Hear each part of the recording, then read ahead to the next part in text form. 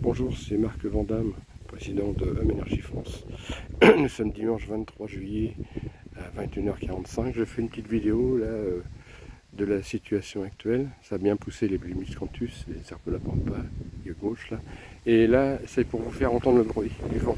Ça souffle, ça fait un bruit particulier les miscanthus. Ça fait un bruit sympa, je trouve. Oui, je sais pas si vous l'allez entendre parce que c'est pas évident. Le micro, je sais pas si c'est quelque chose. Puis là, je vous montre l'état de mes tournesols. Alors, je suis obligé de mettre la remarque ici pour pas gêner les voisins, un peu d'ombre. Ça a été fait un mur en briques, sympa, pour maintenir la terre. Oui, le bruit des... Je ne sais pas si vous allez bien l'entendre, on verra ce que ça va donner. Le bruit des miscanthus. C'est une plante un peu vivante. D'ailleurs, vous voyez, ces plantes-là, en somme, dessus, dessus, on capte l'énergie solaire. Là, je mets mon doigt. Dessus et dessous, c'est là qu'on capte le vent. C'est rugueux, enfin un petit peu rugueux. Les plantes, c'est comme ça. C'est là-dessous qu'on capte le CO2. Donc vous voyez, et puis après, pardon, j'ai fait me casser la figure. Les tiges, après, ça devient du bois blanc. Donc ça peut servir pour le chauffage, paillage, beaucoup de choses. Hein. On peut faire, c'est de la biomasse. Donc là, ça a bien poussé aussi. Je vais recouper des feuilles de miscanthus. Vous les coupez un petit bout de 10 cm pour allumer les barbecues, c'est impeccable. Là, j'ai une plate-bande, malheureusement, mes collègues ils sont pas très motivés. On devait faire une plate-bande 4 ans de pommes de terre. Là. Il y en a quelques-unes des petites pommes de terre qui étaient rescapées, qui ont poussé. Alors oui, donc toujours le bruit du vent là.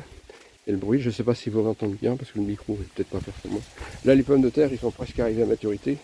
Je les ai plantées au mois de mai, je crois avril, mai, je ne sais plus là. Vous pourrez retrouver la première vidéo. Là, il y en a déjà qui sont taillés, ils sont peut-être bonnes à récolter. Là, j'ai mes tournesols ici, là, ils montent en tige. Parce que parfois, bon, le week-end, ils mettent son fourgon. Dans la semaine, la voisine est sympa, elle ne met pas la voiture. Parce que je suis au sud. Alors, ceux qui sont les plus hauts, c'est ceux que, fin de compte, j'ai planté en dernier. J'avais trempé les graines, mis à germer. Et les autres, c'est ceux qui sont devant. C'est des plants que j'avais fait. Ils marchent moins bien. Bon, les autres, ils grandissent. Normalement, les graines originelles, elles venaient de près de Brionne. Elles faisaient à peu près 1,50 m à 1,75 m. Je vais voir s'ils sont montés aussi haut. J'ai peur qu'ils cassent. Je vais peut-être mettre des tuteurs, des miscanthus comme tuteurs. Et voilà. Et puis là, donc les framboises, j'ai eu pas mal de récoltes. Alors là, les miscanthus, donc le bruit, j'espère que le micro, ça dépend si le micro capte bien le bruit du miscanthus. Voilà, et puis là, c'est la forêt, les framboisiers là. Alors on a récolté pas mal, j'ai récolté peut-être 7,5 kg de framboises.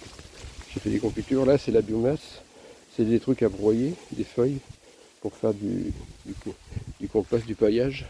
Donc voilà, alors le bruit, j'espère que vous allez bien entendre le bruit des feuilles de miscanthus. Là ça se calme, c'est par bourrasque.